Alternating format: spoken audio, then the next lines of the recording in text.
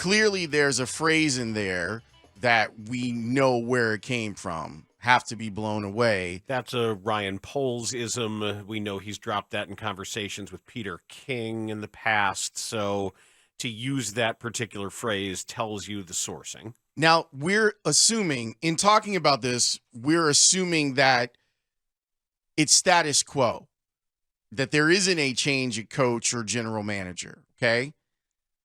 I feel like even though people assume, well, the quarterbacks have got to go 1-2, and you've got to take Caleb Williams and you've got to take Drake May. It sounds like to me that so far the Bears have done their evaluations on the top quarterbacks, and they don't feel like it's an upgrade over the one that they have. Now, why would you want to send that message Hold publicly? on, I'm not done yet. You also have to keep in mind the advantage that the young quarterbacks would have over Fields is a restarting of the quarterback clock. Okay? The other thing is maybe you are playing chicken out there with the rest of the league and you're throwing stuff out there like, well, we feel really good about our quarterback. Maybe you should come and talk to us about trading for him at the end of the season.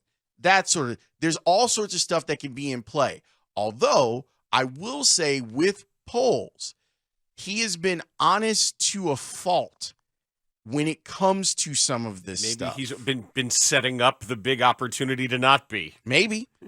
Or maybe they've gone to go look at Drake May and they've gone to go see Caleb Williams and they're like, maybe not. Maybe the best opportunity for us is kind of what Studs was talking about last week, where he's saying the easiest route for the Bears as an organization to get to relevancy and them being in position to win would be with the quarterback that they have. Granted, you got another year where he's, under contract and you don't have to guarantee the 5th year, although that puts you into the Daniel Jones trick bag if he does ball out next year and then you have to pay him. But if you feel like he's taking that step forward, it's worth it. Instead of starting completely over with two guys that in all quarterbacks are flawed. But you know how I'm not the biggest Caleb Williams guy. I prefer Drake May, but even in this week you were watching Drake May, you're like, there's a lot of stuff in there that you don't necessarily like.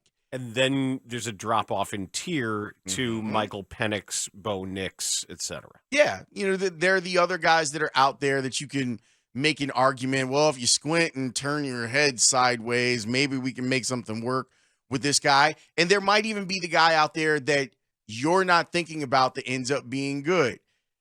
There's all of that. All of that has to be. But I just think that it was interesting that Rapoport was treating this the way that most people are looking at it, where there is still an evaluation process that's going on with Fields. I just think it can't be divorced from the coaching piece right now, especially after the loss yesterday. This awareness of whatever our list of our absolute out-of-the-park wish list. What does Tim Jenkins always say about checking that downfield throw, that that girl's going to say no to you, but you've got to ask her anyway, that kind of thing. So always look at the deep shot. That the Bears should be looking at every deep shot here. And if that's somebody who's going to want to say in the quarterback decision, I think the best way the most reasonable way to look at that report is it didn't close any doors. All it did was reiterate their belief in Justin Fields, which may be an attempt to keep his value as high as possible. And then if, in fact, you really do want to go get Caleb Williams, okay. So it doesn't preclude anything. I don't necessarily think it is much of a tell other than the fact that whatever it is came from Poles. Right. That's the takeaway. But that to me is significant too, where there are plenty of people who think the evaluation is done. What you're hearing is that it's not. I also think that, look, if Rapoport was going to report something about the way that things stand inside Haugh, that Poles and Eberflus are gone at the end of the year. That probably is a report he comes with like week 15 or 16 of the season. But I look at it as there is a chance that if they think that they're still going to have their jobs, maybe they're not as out on Justin Fields. And you listen to Eberflus last week. I've said this to you for the last month. I think Eberflus likes Fields. I'm not sure that the offensive coordinator does, but I think the head coach does. I think that the head coach sees the value of what he can do. Unfortunately, in the game yesterday, he didn't see the value of what he can do. It was very frustrating. Well, that was what my reaction was when I heard Eberflus after the game. So he went in the locker room and accentuated positives. You accentuated the positives? Do that during the game. That's your whole job. Why, if you can accentuate the positives after the game, do it while the game's unfolding in front of you. Carve away the negatives, accentuate the positives, and you can find your way to finally get a critical victory. And they did the opposite until the game was over. Now you're accentuating the positives? Yes, you would think that they would do that. Come on, man. Let me answer a couple of text messages. Lawrence's lying season starting early. Possibly. Very possibly.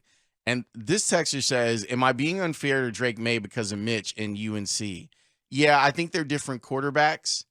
And I think May is going to be a good NFL quarterback. I don't know if he's special, but I think I have an idea of his floor. Caleb Williams, a lot of people like his ceiling.